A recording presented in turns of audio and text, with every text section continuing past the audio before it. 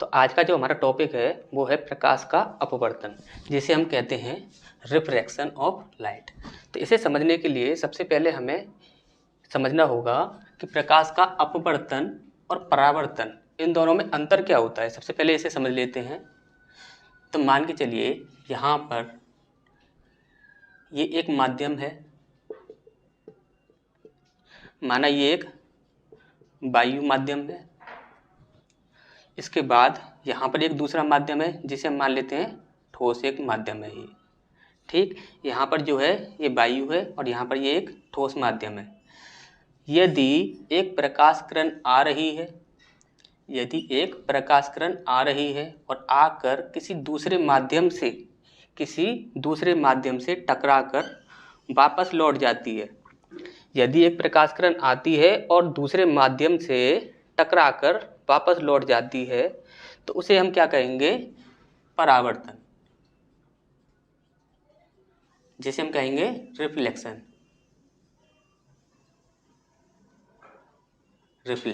ठीक, अभी यहीं पर दूसरी चीज देखी जाए तो मान के चलिए कि ये एक माध्यम है जो कि हमने बोला वायु, और यहाँ पर हमने एक माध्यम दूसरा मान लिया जिसे हमने मान लिया जल एक माध्यम मान लिया। अब यहाँ पर क्या होता है, यदि एक प्रकाश किरण आ रही है तो वो लौट कर नहीं जा रही है बल्कि इसी माध्यम में एंटर कर जाती है।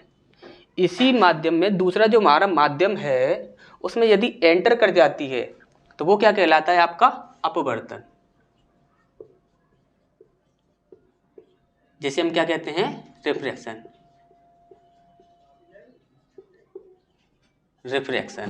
तो आपको अच्छे से समझ आ गया होगा रिफ्लेक्शन और रिफ्रैक्शन में अंतर क्या होता है। रिफ्लेक्शन में दूसरे माध्यम की सतह से टकरा कर प्रकाश किरण क्या होगा?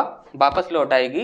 लेकिन रिफ्रैक्शन में क्या होगा कि प्रकाश किरण दूसरे माध्यम की सतह से टकराकर वापस नहीं लौटेगी बल्कि उसी में एंटर कर जाएगी। तो इतना आपको अच्छे से समझ आ गया होगा।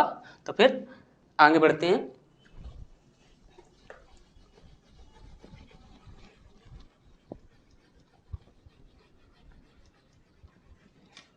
तो अभी जो हमें देखना है वो है अपवर्तन।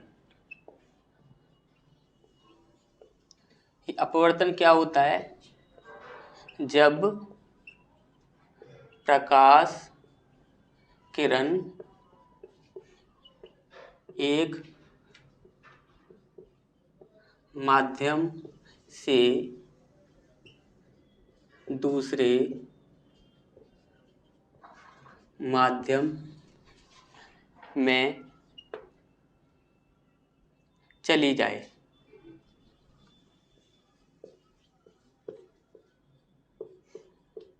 जब प्रकाश किरण एक माध्यम से दूसरे माध्यम में चली जाए, यानी कि उससे टकराकर वापस ना लौटे, उसमें चली जाए, तो वो क्या कहलाएगा? आपका अपवर्तन। अभी यदि यहाँ पर माध्यम की बात की जाए तो माध्यम क्या होते हैं इसके? तो ये जो होती है ये तीनों माध्यमों में, क्या तीनों माध्यम, पहले माध्यम ठोस, दूसरा माध्यम गैस, तीसरा माध्यम द्रव, तो ये तीनों माध्यमों में अपवर्तन होता है। तो देखिए कैसे होता है। यदि बात की जाए द्रव की, तो द्रव में आपने देखा होगा कि जो गोताखोर होते हैं उनके जो सर पर जो हेलमेट होता है, तो हेलमेट में क्या होता है कि टॉर्च लगी होती है और टॉर्च से क्या होता है, उन्हें पानी में सब कुछ दिखता है। तो इससे हमें क्या पता लगता है कि द्रव में भी प्रकाश का अपवर्तन होता है। इसके बाद गैस जो होती है, अभी यदि आप देखिए किसी भी कमरे में यदि आप बैठे हुए हो तो आपने क्या किया, लाइट जलाई, और लाइट जलाई तो क्या हुआ, पूरे कमरे में लाइट हो गई। तब पूरे कमरे में लाइट हो गई तो आपने क्या देखा? आपने देखा कि ये पूरे कमरे में क्या है? वायु है। हमारा माध्यम क्या है? वहाँ पर वायु है। तो इसका मतलब क्या है कि गैस में भी अपवर्तन की घटना होती है। यदि ठोस की बात की जाए तो ध्यान से समझिए, जैसे कि आप लोग देखते हो कि जो पारदर्शी कांच जो होते हैं, आपको देखिए पता होगा कि जब प्रकाश होता है तो प्रकाश जब सामने, यदि प्रकाश के सामने यदि कोई ऐसी वस्तु आ जाए जो कि पारदर्शी हो तो प्रकाश क्या करता है कि उससे पार हो जाता है। उससे पार हो जाता है। लेकिन यदि प्रकाश के सामने कोई ऐसी वस्तु आ जाए कि जो कि पारदर्शी नहीं है, अपारदर्शी है, तो वहाँ पर क्या घटना होती है कि वहाँ पर जो प्रकाश होता है उस वस्तु की परछाई बना देता है, यानी कि शैडो बना देता है। तो वहाँ पर आपने देखा होगा, जैसे कि ठोस के लिए यदि एग्जाम्पल की बात की जाए तो आप एग्जाम्पल देखिए, जैसे कि पारदर्शी कांच,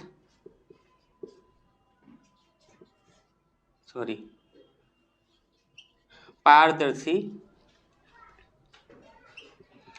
प्लास्टिक, यहाँ पर इस प्रकार से काफ़ी सारे एग्जाम्पल हो जाएंगे। आपने देखा होगा लेंस देखा है, जो लेंस जो होता है वो भी क्या होता है, वो भी पारदर्शी होता है, वो भी तो ठोस होता है। तो जितनी भी ठोस ऐसी वस्तुएं हैं जो कि पारदर्शी हैं, तो उसमें क्या होगा कि जो प्रकाश होगा उसका अपवर्तन हो जाएगा, इजीली अपवर्तन उसमें हो जाएगा। तो यहाँ तक आपको अच्छे से समझ आ गया होगा। इसके बाद हमें देखना है हमारा नेक्स्ट पॉइंट, प्रकाश अपवर्तन के माध्यमों के प्रकार। प्रकाश अपवर्तन के जो माध्यम होते हैं उनके भी कुछ प्रकार होते हैं। तो प्रकाश अपवर्तन के लिए सिर्फ जो माध्यम होते हैं उनको दो प्रकार से बांटा गया है। सबसे पहला है आपका सघन और दूसरा माध्यम बताया गया है आपका विरल। पहला होता है आपका सघन और दूसरा होता है आपका विरल। तो देखिए सघन और विरल होता क्या है, इस चीज़ को ध्यान से समझना है हमें। यदि सघन और विरल हमें अच्छे से समझ आ गया तो समझ लीजिए कि अपवर्तन जो होता है वो हमें अच्छे से समझ आ जाएगा। यदि सघन और विरल हमें अच्छे से समझ नहीं आया तो ये अपवर्तन कभी भी किसी भी इंसान को समझ नहीं आ सकता। तो इस चीज़ को अच्छे से समझ लेते हैं। देखिए सघन को हम समझेंगे गाढ़ा और जो विरल होगा उसे हम समझेंगे पतला। ठीक, पतला। सघन होता है आपका गाढ़ा और विरल होता है आपका पतला। अब देखिए एग्जाम्पल से समझते हैं। यदि हम बात करें तो थोड़ा सा इसमें ऐसा कीजिए, जब तक आप इसका स्क्रीनशॉट ले लीजिए फिर हम आगे बढ़ते हैं।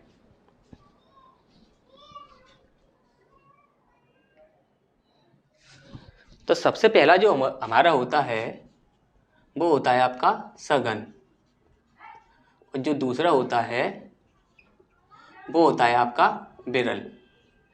यदि सघन की बात की जाए तो इसे हम समझेंगे गाढ़ा और विरल की बात की जाए तो इसे समझेंगे हम पतला। ठीक, देखिए ये गाढ़ा और पतला का ही कॉन्सेप्ट यदि आप समझ आ जाएगा यदि आपको, तो आप परावर्तन और अपवर्तन अच्छे से समझ पाओगे। देखिए अपवर्तन में क्या होता है कि मान के चलिए यहाँ पर है हमारे पास एक जल और एक वायु।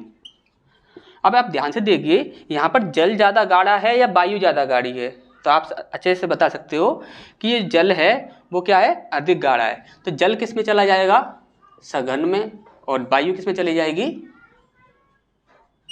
विरल में। ठीक, अब इसके बाद बात की जाए जैसे कि जल मोम। जल और मोम में गाढ़ा कौन होगा, तो मोम गाढ़ा होगा, तो मोम किस में चला जाएगा, सघन में, और यहाँ पर जल किस में आ जाएगा, विरल में। इसके बाद यदि बात की जाए मोम और कांच, यदि मोम और कांच की बात की जाए तो देखिए मोम जो होता है वो कांच से अधिक गाढ़ा होता है, नहीं, कांच ज़्यादा गाढ़ा होता है। तो यहाँ पर कांच क्या हो जाएगा, सघन हो जाएगा, और मोम जो हो जाएगा वो किस में आ जाएगा, विरल में आ जाएगा। तो आपको अच्छे से ये चीज़ें समझ आ गई होंगी। यदि ये चीज़ें आपको अच्छे से समझ आ गई हैं तो अपवर्तन आपके लिए बहुत ज़्यादा इजी होने वाला है। इसके बाद अपवर्तन में इतना ज़्यादा खास कुछ है नहीं है। यदि आपको समझ नहीं आई सघन और विरल, तो अपवर्तन को आप कभी भी नहीं समझ पाएंगे। तो इसके बाद हम आगे बढ़ते हैं।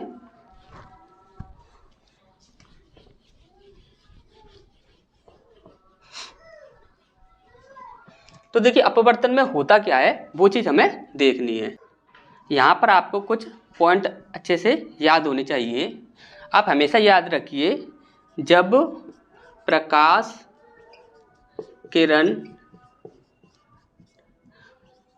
विरल माध्यम में जाएगी तब, very very most important point है ये, इनको आपको अच्छे से याद रखना है।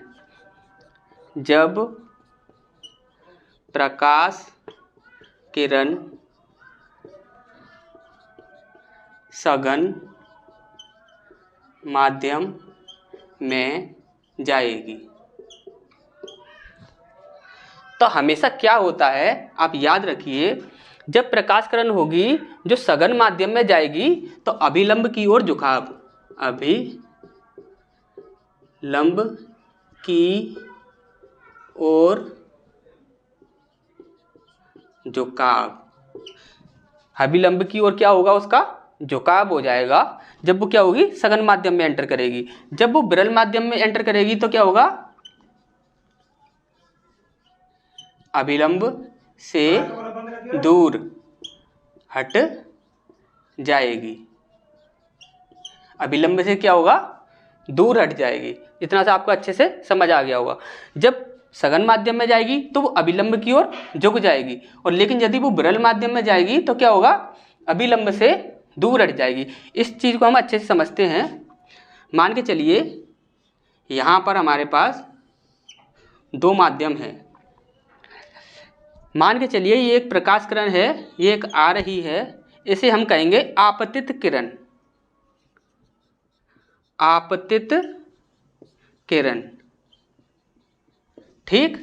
और इसके बाद क्या हो रहा है कि ये प्रकाश किरण, इसे देखिए जाना इधर था, इसे जाना इधर था, लेकिन ये प्रकाश किरण क्या कर रही है, इधर की ओर चली जाती है, इधर की ओर चली जाती है। देखिए यहाँ से इस प्रकार से ये प्रकाश किरण आई, ठीक, ये आना है इसका, और इसकी दिशा क्या होगी, ये वाली इसकी दिशा होनी चाहिए और इधर की साइड ही इसे जाना चाहिए, लेकिन ये क्या हुआ, इधर की साइड चली गई, इधर जाने की जगह इधर की ओर चली गई।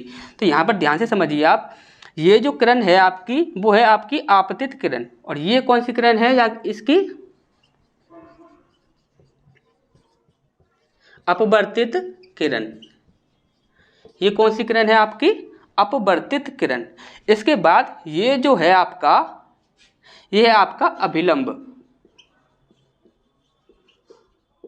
ये है आपका अभिलंब। अभी हमने आपको क्या बताया था, जब प्रकाश किरण विरल माध्यम में जाएगी, विरल माध्यम में जाएगी तो क्या होगा, अभिलंब से दूर हट जाएगी, और यदि प्रकाश किरण सघन माध्यम में जाएगी तो अभिलंब की ओर झुक जाएगी। तो यहाँ पर आपको ये देखना है कि ये जो माध्यम है ये कैसा है, ये सघन है या विरल है, और ये वाला जो ऊपर वाला माध्यम है ये सघन है या विरल है। तो आप ध्यान से समझिए, ये अभिलंब है हमारा, ठीक, ये जो हमारा अभिलंब है, अभिलंब में ये जो प्रकाश किरण है इसकी ओर क्या हो गई, झुक गई, इसकी ओर क्या हो रही है, झुक रही है। जब प्रकाश किरण अभिलंब की ओर झुक रही है तो वो क्या हुआ, यहाँ पर ये कौन सा माध्यम होगा, तो ये हमारा माध्यम होगा सघन। ये चीज आपको अच्छे से समझ आ गई होगी। अभी यहाँ ऊपर की साइड देखिए कि देखिए यहाँ पर जो प्रकाश किरण है ये अभिलंब के कितनी पास है। यदि यहाँ से यदि एंटर की बात की जाए तो ये इसकी जो दिशा होनी चाहिए वो इस प्रकार से ये निकलनी चाहिए, ठीक, इस प्रकार से निकलनी चाहिए ना, लेकिन ये अभिलंब से दूर है, अभिलंब से क्या है, दूर ही तो है। जब ये दूर है तो ये कौन सा माध्यम हो जाएगा, तो ये माध्यम हो जाएगा आपका विरल। ये बात आपको अच्छे से समझ आ गई होगी। देखिए अगर समझ में अच्छे से नहीं आई है तो फिर से समझ लीजिए, जब प्रकाश किरण अभिलंब की ओर झुकेगी तो वो कौन सा माध्यम होगा, सघन, और जब प्रकाश किरण अभिलंब से दूर हट जाएगी तो वो कौन सा माध्यम होगा, विरल माध्यम होगा। इस प्रकार से ये सारी चीज़ें आपको अच्छे से समझ आ गई होंगी। और यदि किसी प्रकार की कोई भी दिक्कत आ रही है तो आप कमेंट बॉक्स में कमेंट कीजिए, आपकी दिक्कत दूर कर दी जाएगी। और तब तक आप इसका स्क्रीनशॉट ले लीजिए, फिर हम आगे बढ़ते हैं।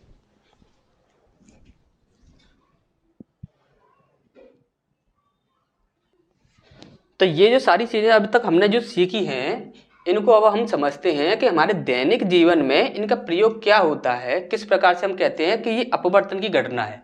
तो इसे हम समझते हैं उदाहरण से।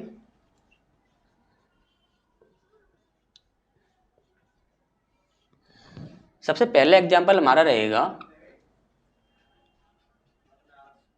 पानी में पड़ा सिक्का तल से ऊपर उठा हुआ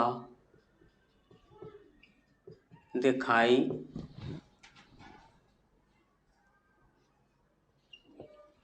देना। ठीक, पानी में जो पड़ा सिक्का होता है वो तल से ऊपर उठा हुआ दिखाई देता है। ऐसा कैसे हो पाता है, इस चीज को हम ध्यान से समझते हैं।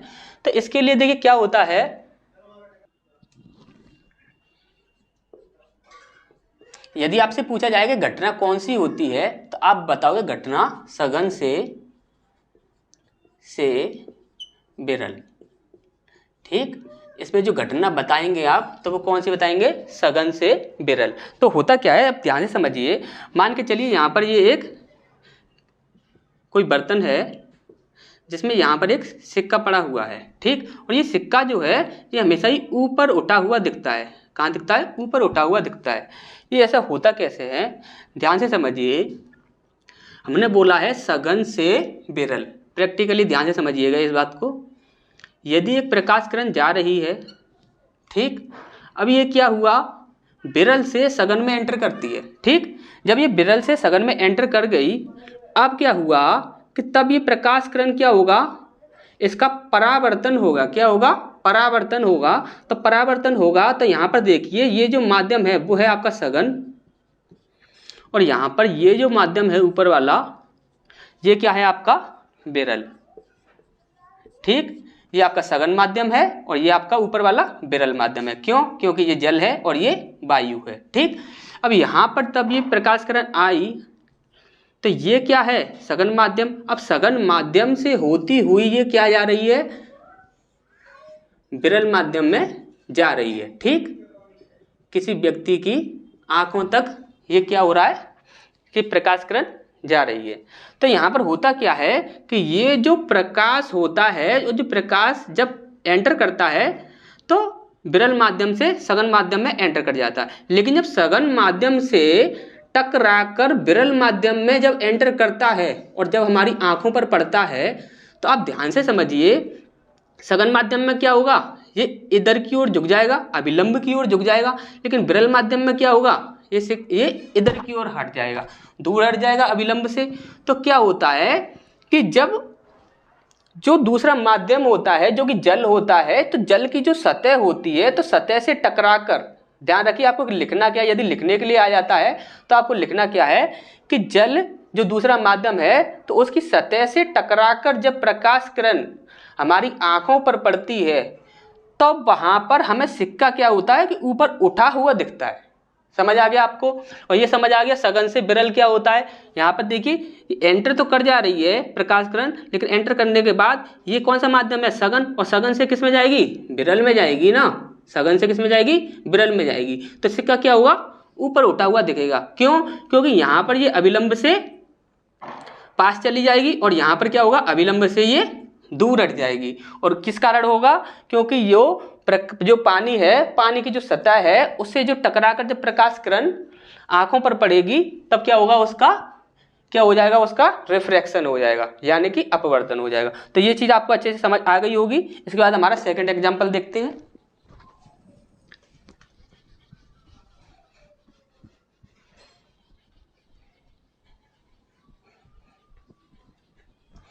देखिए सेकंड एग्जांपल है हमारा, सूर्योदय से पहले और सूर्यास्त के बाद भी सूर्य का दिखना। ठीक, अब देखिए ध्यान से इस बात को समझिए, प्रैक्टिकली भी हम आपको समझाएंगे कि यदि आपसे बोला जाए कि ये जो सूर्य है इसकी ओर देखो, यदि आप सूर्य की ओर देखोगे तो क्या आप देख पाओगे, नहीं देख पाओगे, क्योंकि जो सूर्य की जो प्रकाश होता है, उसकी जो लाइट होती है जो आंखों से टकराती है, तो उसमें क्या होता है, हमें दिक्कत होती है उसकी ओर देखने में।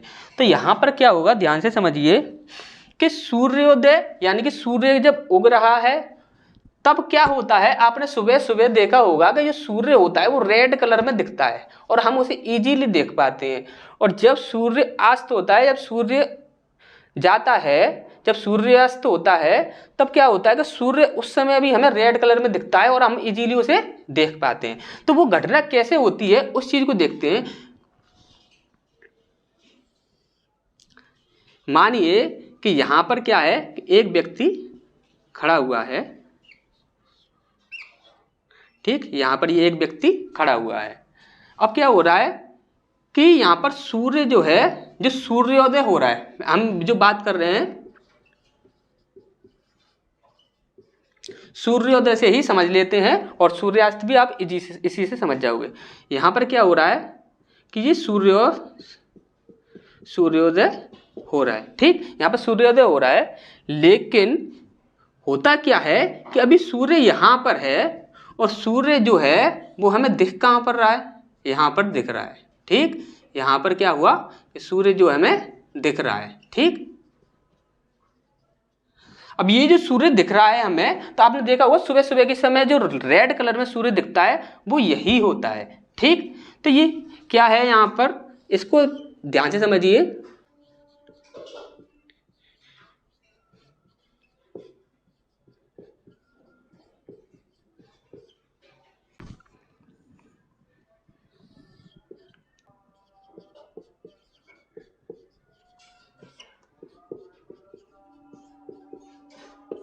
यहां पर क्या है, ध्यान से समझिए कि ये जो सूर्य है ये सूर्य की है वास्तविक स्थिति और ये जो है ये है सूर्य की आभासी स्थिति।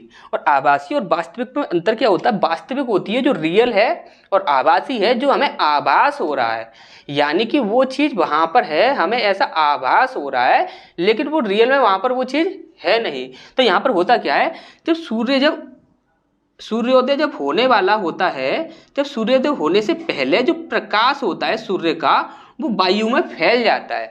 जब वायु में जब वो प्रकाश फैल जाता है तो हमें ऐसा प्रतीत होता है कि सूर्य आ चुका है, यानी कि सूर्योदय हो चुका है। लेकिन उस समय सूर्योदय हुआ नहीं होता है, सूर्य अपनी जगह पर ही होता है, लेकिन हमें सूर्य यहाँ नहीं दिखता, यहाँ पर सूर्य हमें दिखता है। यानी कि सूर्य की जो वास्तविक स्थिति है वो कहाँ पर है, नीचे है, और सूर्य हमें जो दिख रहा है वो कहाँ पर है, यहाँ पर। तो ये जो होता है सूर्य यहाँ पर होता है लेकिन दिखता हमें कहाँ पर है, यहाँ पर। और ये होता किसके कारण है, तो वायु में अपवर्तन,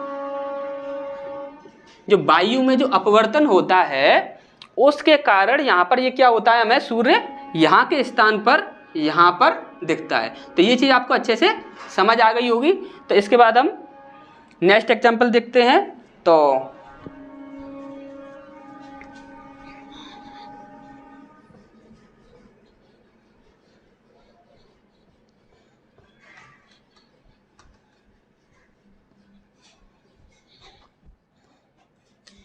तीसरा एग्जांपल है हमारा, रात को तारों का टिमटिमाते हुए दिखाई देना। होता क्या है कि मान लीजिए यहां पर ये क्या है, ये आपके मान के चलिए कि ये आपके स्टार हैं, ठीक, ये आपके स्टार हैं, स्टार समझ लीजिए, इतना अच्छे से बनाना नहीं आता लेकिन समझ लीजिए, ठीक। ये स्टार हैं और यहाँ पर एक व्यक्ति क्या है, ये खड़ा हुआ है, ठीक। अब ये जो व्यक्ति खड़ा हुआ है इसे क्या है कि ये जो स्टार हैं ये टिमटिमाते हुए दिख रहे हैं। तो ये टिमटिमाते हुए दिखने की जो घटना होती है वो होती कैसे है, इस चीज़ को समझ लेते हैं। देखिए ये जो तारे होते हैं आपको पता है कि इनकी जो दूरी होती है वो काफ़ी ज़्यादा होती है। ये हमें दिखते छोटे छोटे हैं लेकिन ये साइज में बहुत ज़्यादा बड़े होते हैं। तो इनकी जो दूरी होती है, जो पृथ्वी से जो दूरी होती है वो काफ़ी ज़्यादा होती है। तब इनका जो प्रकाश होता है वो जब पृथ्वी पर आता है, इनका प्रकाश जब पृथ्वी पर आता है तो उसमें कुछ समय भी लग जाता है। तो उस समय के अंदर में होता क्या है कि ये जो वायु होती है, ये जो वायु होती है तो वायु में बहुत सारी ऐसी भौतिक राशियां पाई जाती हैं जो कि समय समय पर परिवर्तित होती रहती हैं। जैसे आपने देखा होगा कभी ठंडी हवा चल रही है तो कभी गर्म हवा चल रही है। तो यहाँ पर क्या होता है, जैसे कि वायु, दाब, ऐसी जो काफ़ी सारी भौतिक राशियाँ होती हैं तो इनमें क्या होता है कि समय समय पर परिवर्तन होता रहता है। जब समय समय पर परिवर्तन होता रहता है तो इसका जो प्रकाश होता है, जो हमारे जो स्टार होते हैं उनका जो प्रकाश होता है, जो जब पृथ्वी पर आता है तो पृथ्वी पर आते आते ये जो हमारे भौतिक राशियाँ होती हैं जिनमें जो परिवर्तन होता रहता है समय समय पर, तो उस समय समय पर परिवर्तन के कारण, उस समय समय पर परिवर्तन के कारण क्या होता है कि वायु में अपवर्तन होता है। और ये जो वायु में अपवर्तन होता है इन भौतिक राशियों के कारण,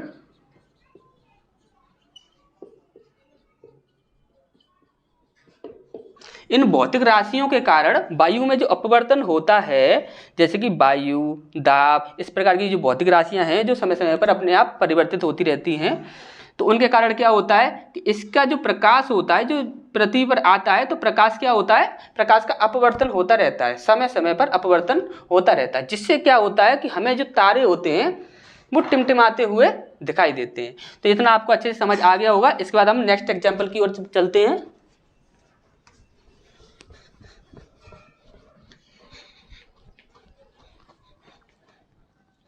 इसके बाद जो हमारा नेक्स्ट एग्जाम्पल है, पानी में रखी पेंसिल का टेढ़ा दिखना।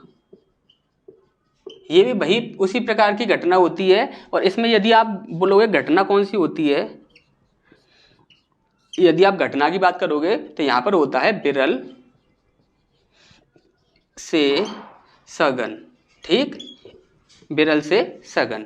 अब इसके बाद जो हमारा नेक्स्ट एग्जाम्पल है पांचवा, इसको भी हमने आपको अभी पहले कुछ समय पहले ही समझाया था। तो उसी प्रकार से ये होता है विरल से सघन, और यहाँ पर क्या हो जाता है सघन से विरल। ठीक, यहाँ पर पांचवा एग्जाम्पल होगा हमारा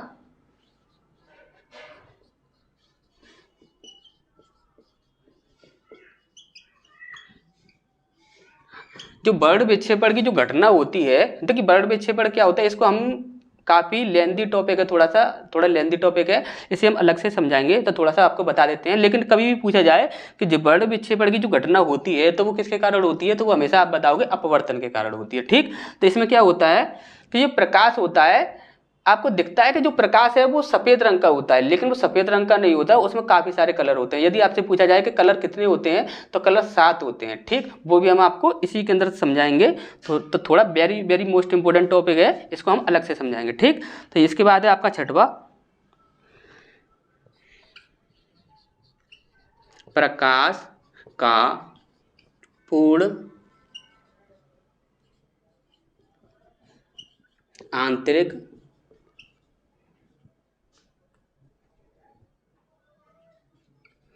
प्रकाश का पूर्ण आंतरिक परावर्तन, जिसे हम कहते हैं टोटल इंटरनल रिफ्लेक्शन। ये जो घटना होती है ये भी आपका किस में आता है, आपका रिफ्रैक्शन के अंदर आता है। तो इसमें हमें जितने भी एग्जाम्पल हैं तो इतने हमने एग्जाम्पल देख लिए हैं, इससे ज़्यादा हमारे एग्जाम्पल पूछे नहीं जाते हैं। तो तब तक आप इसका स्क्रीनशॉट ले लीजिए, फिर हम आगे बढ़ते हैं।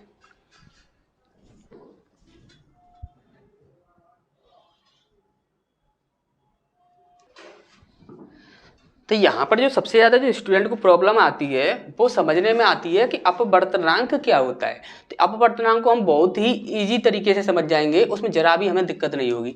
ध्यान से समझिए।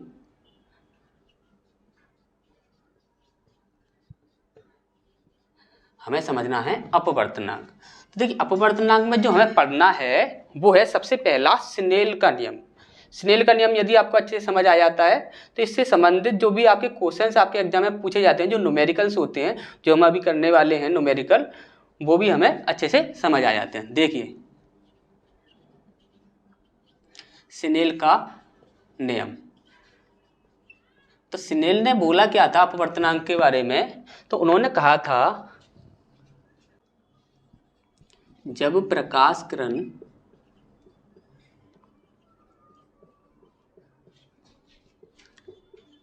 एक माध्यम से दूसरे माध्यम में जाती है तब आपतित किरण की ज्या और अपवर्तित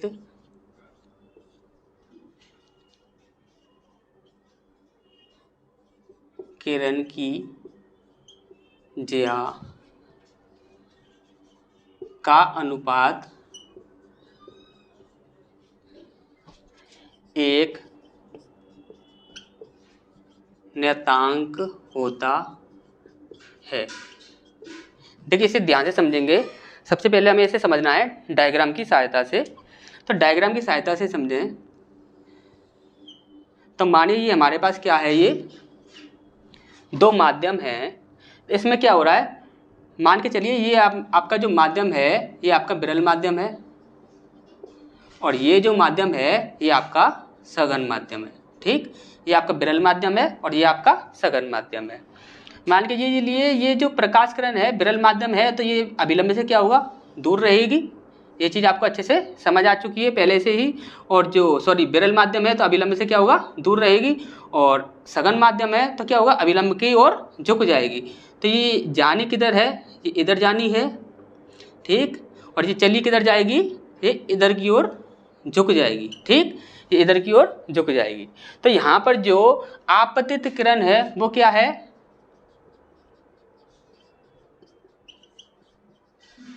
ये आपतित किरण है। और ये जो है ये कौन सी है,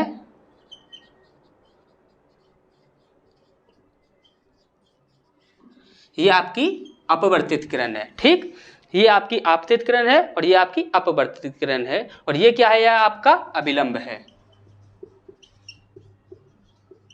ठीक, ये क्या है, आपका अभिलंब है। ठीक, तो यहाँ पर होता क्या है कि ये वाला जो कोण है जो अभिलंब के साथ किसने बनाया है, आपतित किरण ने। आपतित किरण की ज्या, आपतित किरण की ज्या का मतलब है यहाँ पर ये जो कोण है, मान लीजिए ये आई डिग्री कोण है और इसे हम साइन से प्रदर्शित करते हैं, इसीलिए इसे बोला जा रहा है ज्या। ठीक, इसके बाद इसको बोला जाए तो ये कोण है हमारा आर डिग्री। ठीक, ये कोण है हमारा आर डिग्री। ये कोण है हमारा आई डिग्री जो कि किसके साथ है, आपतित किरण के साथ। और ये वाला जो कोण है वो किसके साथ है, अपवर्तित किरण के साथ, जो कि ना है आर डिग्री। इसे आप ध्यान से समझिए।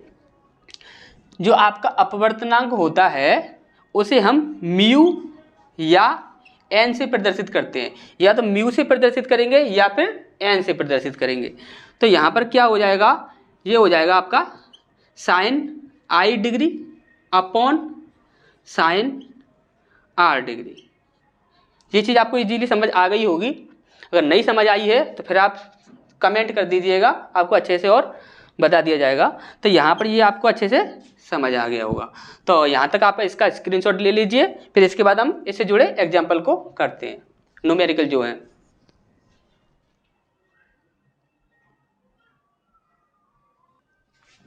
तो सबसे पहला हमारा जो प्रश्न है वो है, माना कोई प्रकाश किरण एक माध्यम में 45 डिग्री का कोण बनाकर आपतित होती है तथा दूसरे माध्यम में 90 डिग्री का कोण बनाकर अपवर्तित होती है, तब माध्यम का अपवर्तनांक क्या होगा। देखिए ध्यान से समझिए इस चीज को।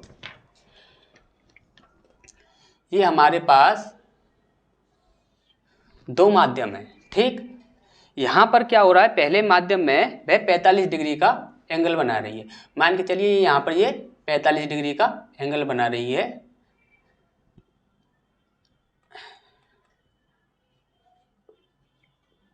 फोर्टी 45 डिग्री का एंगल बना रही है। तो ये कौन सी है, आई डिग्री बराबर 45 डिग्री।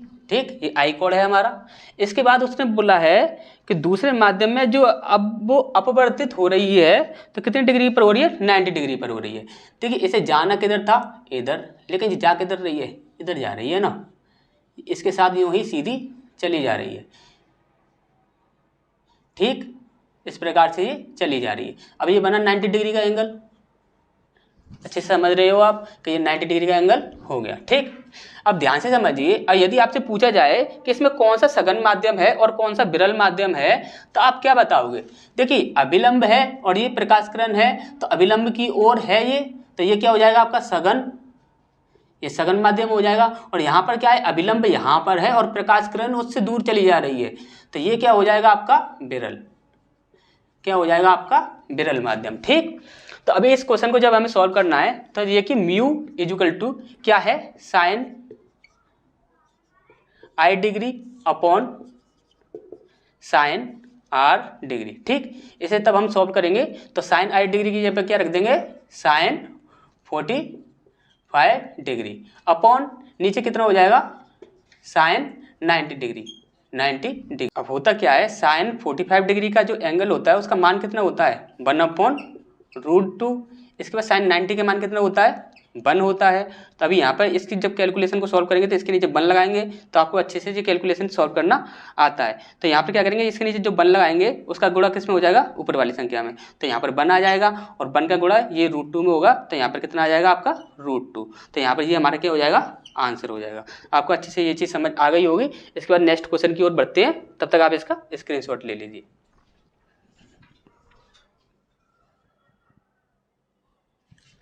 इसके बाद हमारा जो नेक्स्ट क्वेश्चन है उसमें आपको सीधा ही एक डायग्राम दे दिया गया है और डायग्राम में पूछा गया है पहले माध्यम के सापेक्ष दूसरे माध्यम का अपवर्तनांक क्या होगा।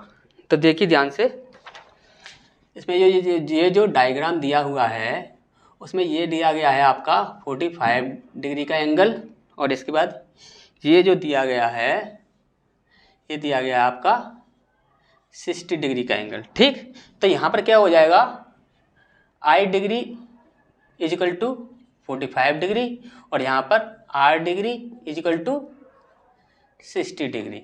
ठीक, इतनी आपको समझ आ गया होगा, ये गिवन में है। इसके बाद है पहले माध्यम के सापेक्ष दूसरे माध्यम का अपवर्तनांक क्या होगा। तो यहाँ पर क्या करेंगे हम, mu equal to sine I degree upon sine R degree, इसके बाद sine 45 degree upon sine 60 degree. Sine 45 degree का जो एंगल होता है उसका मान कितना होता है, 1/√2, और साइन 60 का मान कितना होता है आपका, √3/2। ठीक, तो यहाँ पे जब इसकी कैलकुलेशन करेंगे तो ऊपर वाली संख्या का सबसे नीचे वाली संख्या के साथ इंटू करेंगे तो कितना आ जाएगा, यहाँ पर 2 आ जाएगा, और इसका जब क्या होगा तो √2 इंटू √3। तब इस कैलकुलेशन को सॉल्व करेंगे तो हमेशा ही याद रखिए जब रूट में 2 संख्याएं हो तो उसमें क्या करना है, आपको उन दोनों संख्याओं को गुणा कर देना है और रूट को सिंगल बना देना है। ठीक, तो यहाँ पे कितना हो जाएगा, 2/3 दूनी 6, ये एक सिंगल रूट के अंदर चला जाएगा, तो यही हमारा क्या हो जाएगा, आंसर हो जाएगा। तो इतनी सी अच्छे से आपको बात समझ आ गई होगी। तो यहाँ पर क्या करते हैं, कुछ वीडियो कुछ ज़्यादा लंबा हो रहा है तो फिर नेक्स्ट क्लास में मिलते हैं, तब तक आप इसका स्क्रीनशॉट ले लीजिए, और जो नेक्स्ट क्लास है आपकी वो कल ही आपको लिए अपलोड कर दी जाएगी। ठीक।